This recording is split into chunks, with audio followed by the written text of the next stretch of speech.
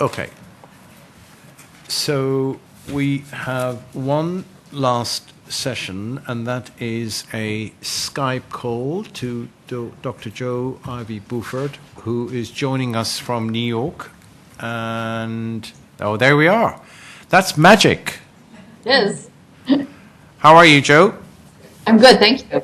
Thank you very much for making the time, and I suspect it's a reasonable time. The last person we had in one of these hearings, we called, I think, Boston. It was 11 o'clock here, so it was just getting out of bed. So nice to have you at a civilized time. So I'm sure you've got the brief on this, and the colleagues who are sitting here on the panel. We're taking evidence from experts, including world experts like you, on a theme.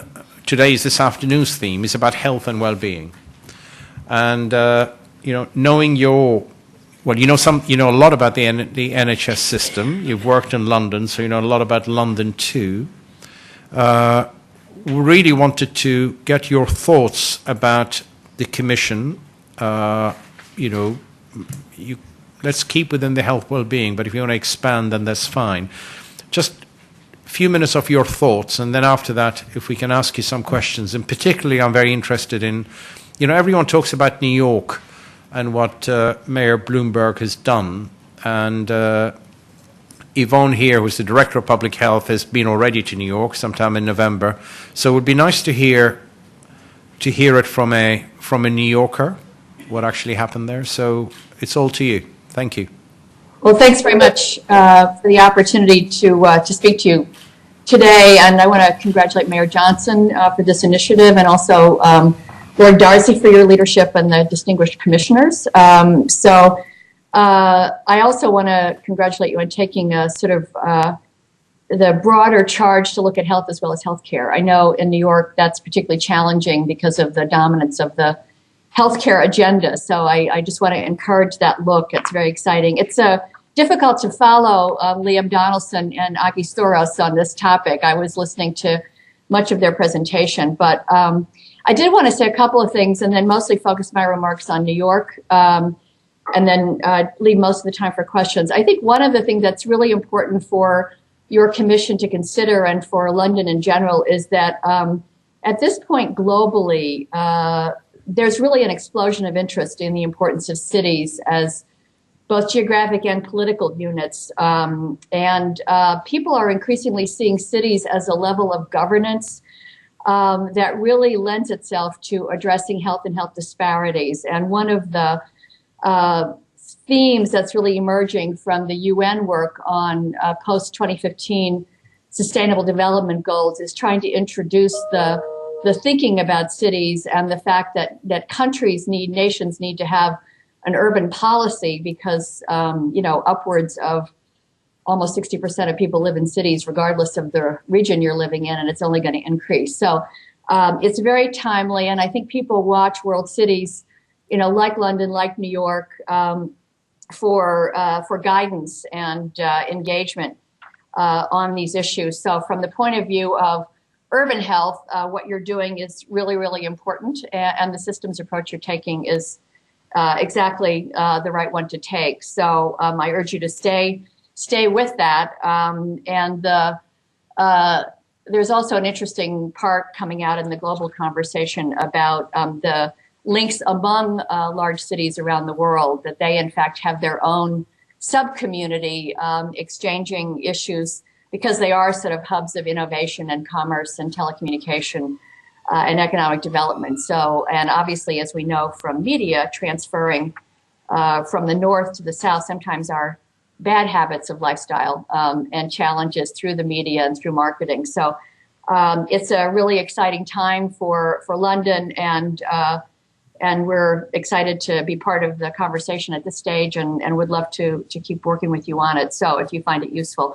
So let me switch now to New York. I'm trying to sort of connect to some of the questions you asked us, but I do want to sort of tell the story, which I think is more illustrative. So you asked, the first question was, what's the major policy lever for change in addressing the health of New Yorkers? And I've been out of London for a while, so I really am not going to dare to tell you about London. I'm going to leave it to you to make the connections. But I'm going to maybe throw a few things in that I think might be important. But New York politically has a very strong mayoralty. And the mayor has very strong regulatory powers. So the combination of Mayor Bloomberg's commitment to public health and his leadership, combined with the authority of the mayor, really, I would say, is the most important lever. He certainly did work through his health commissioner, and Thomas Frieden, who is now the head of the Centers for Disease Control, was the initial commissioner under Mayor Bloomberg, and he was very focused on measurement and on really looking at the major causes of ill health and those that lent themselves to interventions, and how would one measure that you made a difference. They picked, there's some of the usual communicate your infectious diseases, but largely focusing on non-communicable diseases, heart disease, cancer, pulmonary disease, and diabetes with associated obesity, and the fact that they all share essentially the same risk factors, which is tobacco, exercise, and diet. So that became the sort of cluster of early activities and early interventions, is looking at the ways in which one could promote behavior change, certainly, and that is probably most visible in the tobacco work, but also to change the communities in which people live. I think there's been a very strong feeling that many communities, especially poorer communities that bear the burden of disease, don't have the healthy choices in those communities. So a lot of the work has been focusing on making those choices more available, using the regulatory constraints and or incentives, which I'll talk about in a minute. So I would say three key strategies that have overlapped and complement each other. The first is the setting of a citywide health strategy. This is called Take Care New York. It has been through two iterations now, the most recent published just before the recent election. And the idea was to identify the priorities, the ways in which the health department, Commissioner of Health, would really measure the results on these goals, whether they're going in the right direction, wrong direction, whether they met the goals, and then how especially the needle was moving in sort of special communities of concern. And the department actually established satellite offices in the three kind of highest risk communities in the city, in Brooklyn, the South Bronx, and Northern Manhattan, to work more closely with those communities. So in part, implementation of Take Care New York, that's where you see the smoking ban, indoor smoking ban coming out, calorie postings, trans fat reduction, the big gulp, which was the most famous, I think, but the portion size, attention, these are all coming out of linking the regulatory authority of the mayor with the Take Care New York initiatives.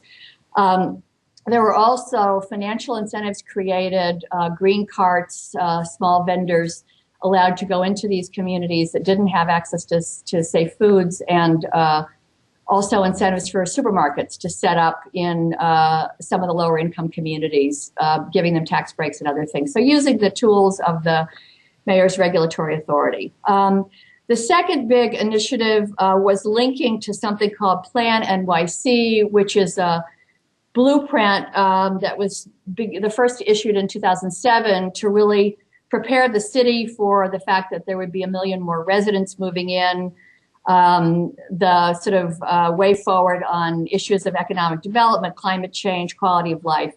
Now, not surprisingly, this plan was not developed by health people. It was developed by urban planners and others in the city's Department of Economic Development. So when you read the first version, you don't see health mentioned or healthcare mentioned. But in a sense, because to the degree it is kind of a game plan for the physical spaces of communities as it has evolved in practice, and in the most recent revision, it has begun to include the health impact of various decisions on the built environment and thinking about the natural environment. So the mayor, the chronic disease division of the health department did create a built environment program to promote exercise and increase access to healthy foods, which were part of the Plan NYC. But they also began to consult with urban planners, architects, and other experts to develop so-called active design guidelines. So they really were developed to address obesity, non-communicable diseases, traffic fatalities, and climate change. And the mayor, through his personal investment, really has now sort of spun off that entity. It's now a sort of global consulting and technical assistance group here.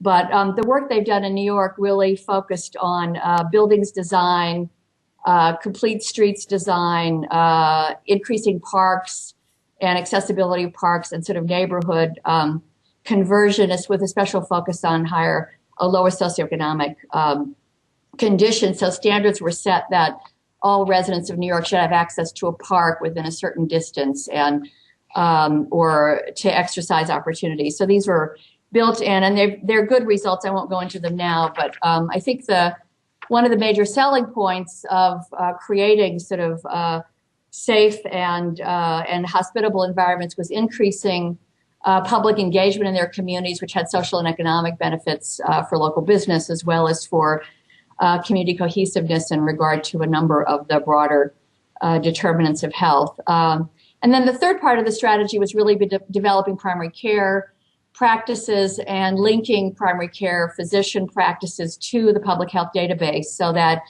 in some instances, the primary care practices became almost sources for sentinel information about developing outbreaks or issues, could be used in emergency response to extend the reach of the city agencies. And there are over 600 physician practices now linked into that system.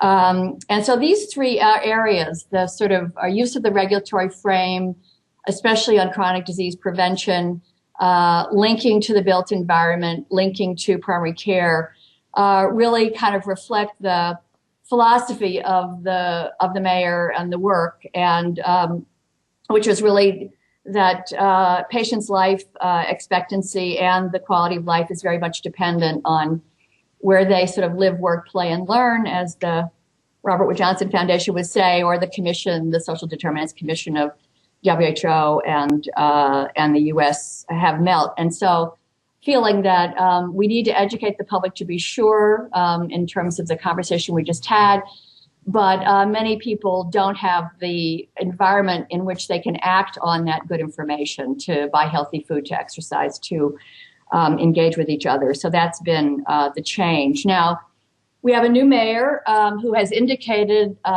his commitment to continuing the mayor's direction in this area.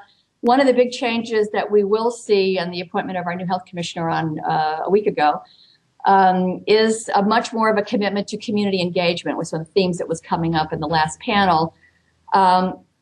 And I think this is one of the retrospective critiques of the mayor, that there was more of a consulting engagement with communities, as described by Professor Soros, than an actual front-end engagement of communities. And so that is going to be something that will be on the agenda for the new commissioner, who shows a long history in this area, and also the commitment to even further engagement at the front end of other agencies in a more sort of health and all approach. So just to finish, one model that I think will be something that will be mobilized again in New York is work that we've been doing, NIAM has been doing with the mayor's office and the city council for the last 4 years on the WHO Age-Friendly Cities program. And this is sort of built on front-end community communication, talking with older persons in communities, finding out what makes it harder or easier for them to live there, and then beginning to act on what they tell you. And it's hard to go wrong when you do that. So we managed a process with the mayor's office and the council, doing hearings all around the city, led largely by city council persons who looked at maps we provided of where older people live, And the nice thing about the age-friendly program is that older people in the U.S., older people vote and they buy local. So they're a very important constituency for elected officials and also for people interested in economic development. So there was always been a great deal of support. And over the last 4 years, the mayor and the council presidents appointed a public-private commission that's overseen a set of commitments made by 22 city agencies, as well as a number of private sector commitments. And the New York Academy has been really staffing that work. But I want to give you one example of how a micro start in a community really makes it to changing citywide policy. East Harlem is the community that we live in, one of the 3 target communities for the health department that I mentioned. And we started with hearings and focus groups in East Harlem, and the seniors mentioned that one of their priorities was using the local pool, which is quite a beautiful pool that is very actively used by kids, but the seniors felt it was dangerous to go because the kids were always there and they were afraid the kids were going to jump on their head. So one of the things that we could do was bring together, because of this commission, we brought the Commissioner Parks to a community meeting that we were hosting to thank a lot of the community people who've been involved in this hearing. And sort of, he knew ahead of time what the question was going to be, but the question was, could they set aside senior hours at the Jefferson Pool starting next summer? And he said, of course we can do that. And we'll have an aerobics instructor. And so there was a launch about 3 months later at this pool at East Harlem. And it was such an enormous success. Over 75 seniors came out who said they had not used the pool since their kids grew up and left home. The local community leader of the pool was very excited. And the Parks Department, it got great coverage in the press. So the Parks Commissioner then committed to opening 14 more pools with senior hours the following summer, which he did. And now this coming summer, every pool in New York City, public pool in New York City that has disabled access will have set aside senior hours. And we did some evaluation on this, showing improvements in seniors in reduction of BMI, increased activities of daily living for those in the East Harlem activity. And similarly, the seniors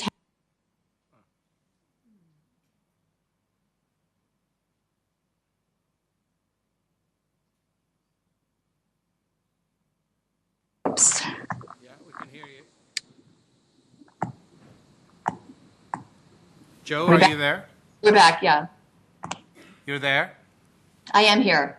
So I just say it's a great example of starting at a community level, but using it for broader policy leverage. So I'll stop there. Okay. Well, thank you very much for that. That was a very good brief, actually, what's happening in the US and also sort of the change in tactics that you're referring to about your new mayor. I saw him shoveling snow in December. That's what he does, is he? See, well, he lives in the outer boroughs. He's very aware of the Manhattan-centric nature of New York planning. Right. Okay. Thank you. So we have the panel here, so I'm going to ask if you would like to contribute with a few questions, or Yvonne. Thank you. Hello, Joe. It's Yvonne Doyle. We visited New York, Joe, and you were coming in, and we were just leaving. And we were meant to meet you, and we never really intersected. So it's great to hear you today. Thank you very much. And Joe, we really enjoyed a couple of days there studying how this population change had occurred, particularly in tobacco and fatness of the population and activities and so on. We were fascinated by it. And the 3 things that you mentioned are what Dr. Tom Farley outlined to us. And we thought we definitely could take the lessons from the citywide health strategy. We lack that, I think, in London at the moment, and it's something I think this commission would encourage us as we go through to think about. But we were inspired by David Burney, who we met from the Centre for Urban Design, and he's a Liverpudlian, of course, and he met us and talked to us about the High. We walked on the High Line, but also how the city in the way it had used space had changed, including in Times Square, and the kind of methods that were used to get the buy-in to that. But where I was less sure, and I said it to Liam, was about the connectedness between a grand strategy for the city, even though it got great results, and the sustainability of those behaviours when the charisma of the mayor that was in charge of it had gone, if you're not really using your local connectedness. And Tom Farley felt that one of our strengths was our relationship with local government. I mean, the other, incidentally, was the way that primary care has developed in this city and country, where actually we felt we were ahead on that information stuff and the connectedness. So we're looking at how we mine the relationship with local government here.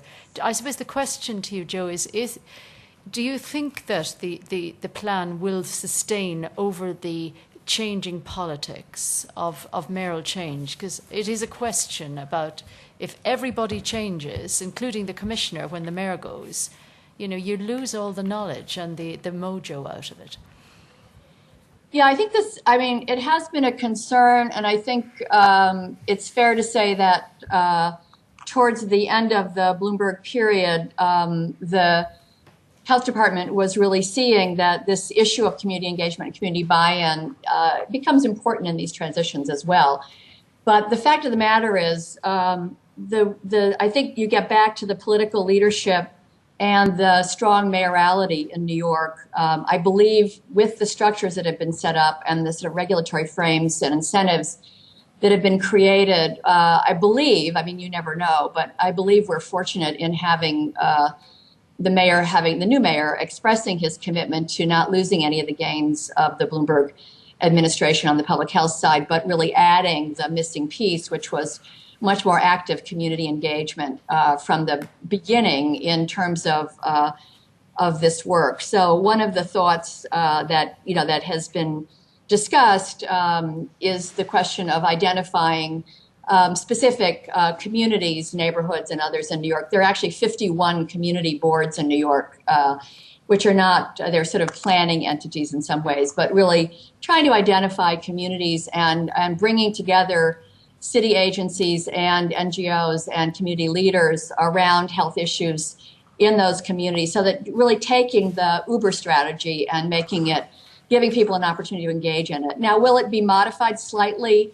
Probably, but I think in reality, the goal is just to get these healthy choices more available to people, and most people are not resistant to that at all. And so I'm very optimistic about it. In addition, that someone was mentioning earlier the issue of, I think Liam mentioned, putting it in a report card, the health issues, and we have something called the Mayor's Management Report, which is the way in which the mayor tracks progress. And many of these health indicators, both for the health department and for other agencies, are currently embedded there, and the opportunity to embed others is very open. So there's also a pretty good transition of leadership from the previous administration in some of the key positions or people that were in previous administrations. The appointments so far are pretty exciting from that point of view. Thank you. Kaz, do you... Hi, Dr. Boufford. I'm Kaz Sayre, and I'm a general practitioner in London and a chair of one of the clinical commissioning groups. I just wondered, and it may be too early, I wondered whether the investment in some of the things that you have been doing around particularly prevention have yet demonstrated any ability to be able to transfer work out of for example, hospital care and care further down. It may be a bit early to be able to comment on that, but clearly that would presumably be one of the reasons for investing more in prevention. Yeah, I think the issue for us, this is a really, really important question. Our new healthcare reform, national healthcare reform, and New York has picked up on pretty much every element of it for quite a while, really is geared to reframing financial incentives to do just what you're saying, which is to make it in the interest of hospitals especially to keep people healthy and to avoid unnecessary readmissions, emergency room use, et cetera. They will, in fact, be penalized for that going forward, starting next year. And this is a sea change in the U.S. healthcare system, as those of you who are familiar with it will know, since we have the concept of global budget is kind of, not even on the radar screen. So we're now in a situation where I would say half the payers are paying through some kind of a capitation prepaid arrangement. Most of the public payers, Medicare and Medicaid, will be in that space in the next year.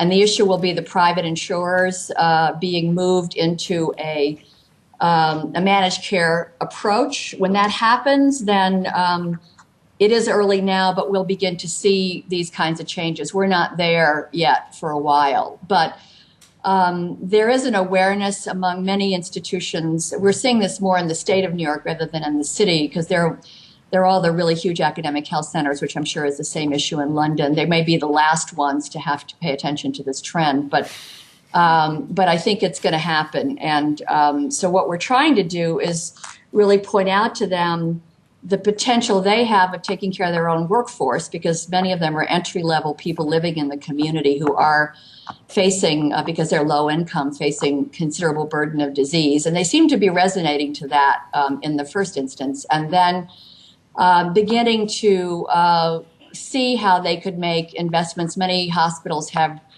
green cards on their campuses, or are really, promoting local, supporting local efforts. And so I think it's coming, but it won't happen until we align the payment system, and that's going to be a couple of years away. It won't happen big time. Thank you. Any other questions? Joe, I think we've taken a lot of your time. Just one question. Do you have an idea of what this mayoral health commission, what resource he has or she has? Is it a 100,000 people, or what's in his office? Just give me an idea of what. Well, the mayor. This mayor is changing the dimension. So he's going to have basically 3 deputy mayors. One will be responsible for health and social care at the center. And then the mayor really has the agencies, and the agencies have budgets. And so there's not a pot of money that the mayor has as such. It's really embedded largely in, the mayor, of course, has a pot, but it's largely embedded in agency budgets. And there isn't a health commission. There's a health commissioner who's really our head of health department. I use the age-friendly. I don't want to confuse you, but I use the age-friendly example because it is an example of setting up a public-private partnership on the aging work. But I think the really key reason, the key logic in the health and all is that it doesn't have to be new initiatives. It's a different way of thinking about what you're going to do anyway. So the way the aging work was sold, and I think the way the health and all approach is to be sold, having been in city government, I can tell you that my first reaction when a political leader comes and says, we're going to start a new approach to this, is you want some of my money, and I'm not happy about it, or you want me to do something that's going to mess up my capital plan or my program plan for the next couple of years. And once you disabuse them of that, we found that when I said 22 agencies in the aging work, all we asked them to do is think about your program of work and your capital investments over the next 3 to 5 years, and how would you do them differently if you thought about it from an aging lens, if you thought about how is this going to affect older people in the city of New York. And the mayor sort of extended that thinking and said, he began to call it a city for all ages, because he wanted to have his own label, and WHO already had the healthy aging label. So he called it a city for all ages. And when you think about it, anything that is positive for the, if you will, the most vulnerable groups of population, people that are disabled or older persons, that improves their quality of life and their engagement in the city, is going to, by definition, have a positive effect for other people living in the city. So I think once the agencies got it, they then had to turn their plans back in to the deputy mayor. They were reviewed, and they really became part of 59 commitments that were made within 9 months by these 22 agencies to moving the the healthy aging agenda, age and all agenda. And I think that approach on health, when you have data, you have evidence, you have a strong health department that can help identify the impacts of changes in these other, in housing, in transportation, in energy, in environment, is the secret to getting the tweaks, the shift that's necessary without having a huge brand new investment, which is pretty hard to come by in any city or any country these days. So could I, someone tells me around here that the health commissioner has 6,000 people working for him. Is that true? I don't think that's true. I could get you the number, okay. But I don't think. Is the health commissioner a physician? The health commissioner is by law a physician. By law, physician. I will tell you that the health commission, the department. I'll get you the number because that number should definitely be shot down. I'll give you the number. Oh, there you are. But basically, it's largely a technical group. It is not a group that's engaged. I mean, they do technical assistance, but it's not an implementing entity at all. It's a standard setting, public health, information supporting the mayor. They may become more engaged at the community level. Okay. But the key here, I think, is getting broader agency engagement and getting community activation through community planning boards, through borough presidents, through other mechanisms. But I'll get you the number. But it's not like there's an army of public health workers out there. Okay. Well, Joe, thank you very, very much for taking the time. And you've been very generous with that. And as we talked before, we'll probably come back to you intermittently throughout this commission. And we have a lot to learn from what's happened in New York. Well, thanks for inviting us to be part of it, and we're very eager to see how London moves because you're the benchmark on the rest of the world here. We're just an island. That's very kind of you. As they say in America, have a nice day. Thank you, and you too. Thank you. Bye. Bye. Okay. So it's been an amazing afternoon. A lot to learn. Very, very interesting feedback from different groups. So I just wanted to thank everyone. I think there was one person who asked me, what's this process all about? I think you've crashed into the party halfway through. So if I could just repeat what we're trying to do here. This is our evidence hearing from all sorts of people, different backgrounds. Today we had a patient. We had a public health leaders. We've had clinicians, nurses, doctors, frontline staff. We had the director for the mayor's lead for transport. So we're really engaging with as many people as possible who are stakeholders in London and have some impact in health, not just necessarily healthcare providers or healthcare workers. We're really reaching out as much as possible. We've also seen the private sector, some wonderful examples of technology and innovation. We're also capturing a lot of evidence by even extending our call for evidence deadline, which was sometime last week, to the 10th of February. So please visit the website, and it's all in there. And this engagement process will continue throughout this period. We're capturing ideas. We're starting with the challenges, the new ideas, the enablers, how do we make it work?